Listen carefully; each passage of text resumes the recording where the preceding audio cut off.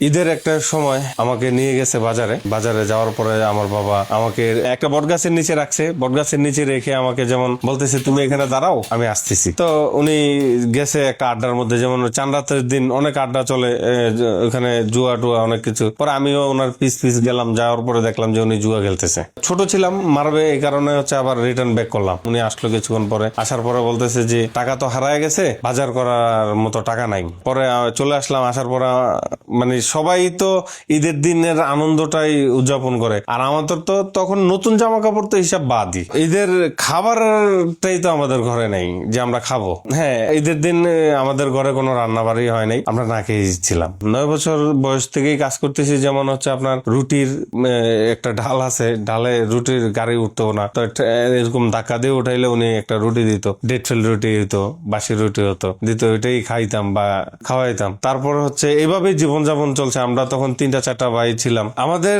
এই পরিবারের এই অবস্থার মধ্যে যেমন আপনার আমাদের ফ্যামিলিতে আমার একটা ছোট ভাই হঠাৎ করে অসুস্থ হয়ে যায়। অসুস্থ হয়ে যাওয়ার পরে যেমন ওইখানে আপনার আমাদের ওরকম চিকিৎসা করার মতো অবস্থান ছিল না। আমার ভাই এমন অসুস্থ ছিল যা বলার মতো না আসলে। ওই সময় এখন আমি চাইলে একটা গরু কিনা জবা করে দিতে পারি, কিন্তু ওই সময় 70 টাকা 80 টাকা কেজি গরু গোস্ত ছিল।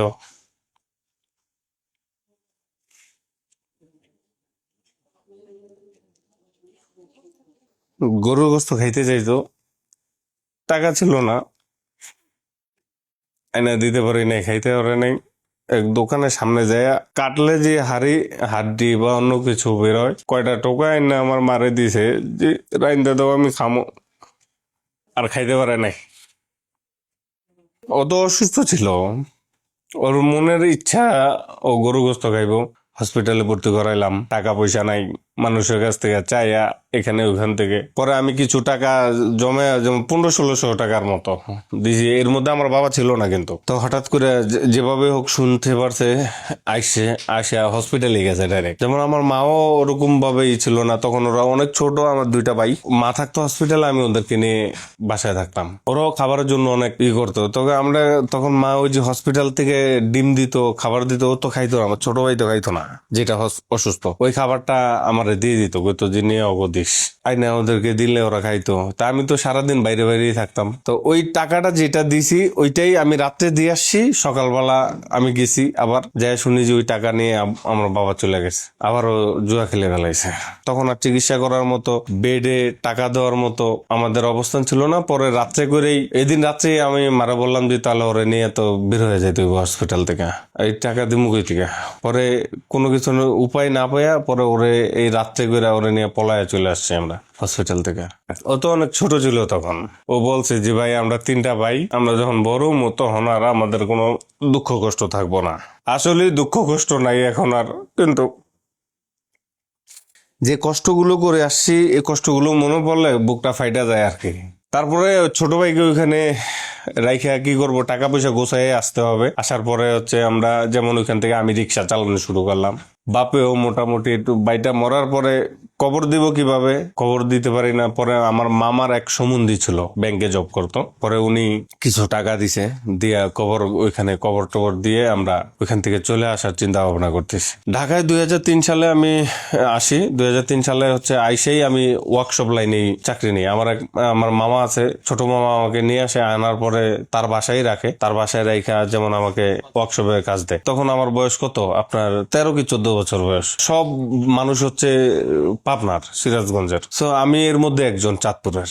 আমি অনেক টর্চারও সহ্য হয়েছে। যেমন হচ্ছে অনেকে পছন্দ করতো না যে অন্য দেশের একটা পোলা আইসা এখানে আইসা কাজ করব, এরকম। এর মধ্যে যেমন হচ্ছে আমি আমার মামার বাসায় ছিলাম, তখন আমার মামা নিয়ে ছিল, আমার একটা মামাতো ভাই ছিল। এর মাঝে আমি তাদের মাঝে থাকা শুরু করলাম। তখন আমার বেতন 300 টাকা, ওভার টাইম বা আরো অনেক কিছু নিয়ে মোটামুটি আপনার 600 টাকার মতো আসতো। তো 600 টাকা দিয়ে আসলে তখন খাবার হতো, খাওয়া যেত, ঢাকা শহরে খাওয়া যেত, কিন্তু আর কিছু হতো না। ধরেন আপনি যদি ওইখানে ওই 600 টাকার থেকে 10 টাকা দিয়ে কিছু খাইতে যাইতেন, তাহলে খাবারের টাকা শর্ট পড়ে যেত। সেটা নিয়ে মামার সাথে যেমন মামানির অনেক ধরনের ঝামেলা হইতো।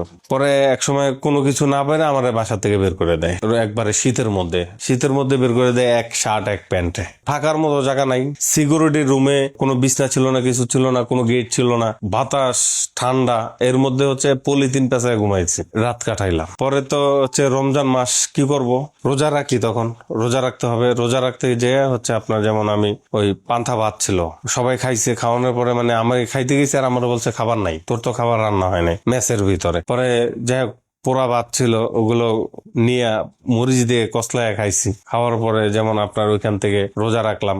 রোজা রেখে পরের দিন তো আমার সাইডে নিয়ে গেল। সাইডে গেলে খাবারের টাকা রমজান মাসে 20 টাকা দিত, দুপুরের খাবারের টাকা।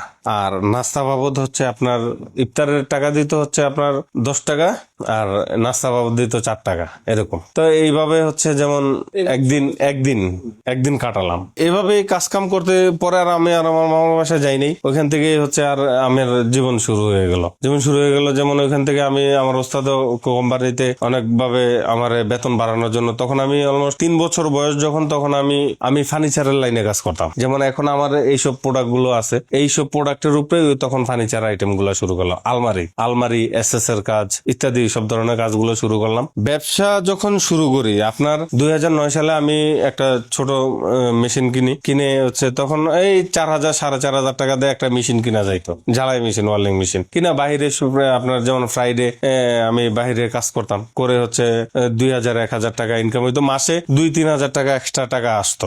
নিজেই ব্যবসাটা শুরু করি আমার এক ফ্রেন্ডের মাধ্যমে, আজাদ নাম, ও আমার 25,000 টাকা ধার দেয়। আমি চাইছি আর ওর বাবার কাছ থেকে ও টাকা আইনা আমাকে দেয়। দেওয়ার পরে ওই দিন রাত্রেই টাকাটা চুরি হয়ে যায়। চুরি হয়ে যাওয়ার পরে আমি টাকা পাবো কোথায়? পরে আমার ফ্রেন্ড বললো যে হচ্ছে চাকরিটা শুরু করো। পরে আমি আর বললাম যে না, চাকরি আমি আর করবো না। পরে এর মধ্যে যেমন নোয়াখালীতে আমি কিছু আল্লাহর রাস্তায় ঘর দিত বিভিন্ন কোম্পানি, তো ওই কোম্পানিগুলো কাজগুলো আমি কন্ট্যাক্ট নিচ্ছি। না, তখন আমার কাছে কোনো টাকা পয়সা নাই, কোনো কিছু নাই, কিন্তু কাজ কাম শুরু করছি। কিন্তু তখন থেকে আমি যখন কাজ শুরু করি, ওই সময় কাজ শেষ করে আসার পরে আমার হাতে ক্যাশ হয়ে গেছে। তো এর মধ্যে যেমন আমার এক ইঞ্জিনিয়ারের কাজ দিত, সেও মারা গেল, আমি আর করতে পারলাম না। আইডিএলসি ব্যাংকের কাজ করতাম, যে ইঞ্জিনিয়ার, ওই ইঞ্জিনিয়ার হচ্ছে আমাকে এই অবস্থানের থেকেই একদম যায় 15 রমজানে আমাকে একটা কাজের জন্য ডাকে। কাজটা করার পরে যেমন 2টা কাজ করার পরে আমার মোটামুটি হ্যাপি।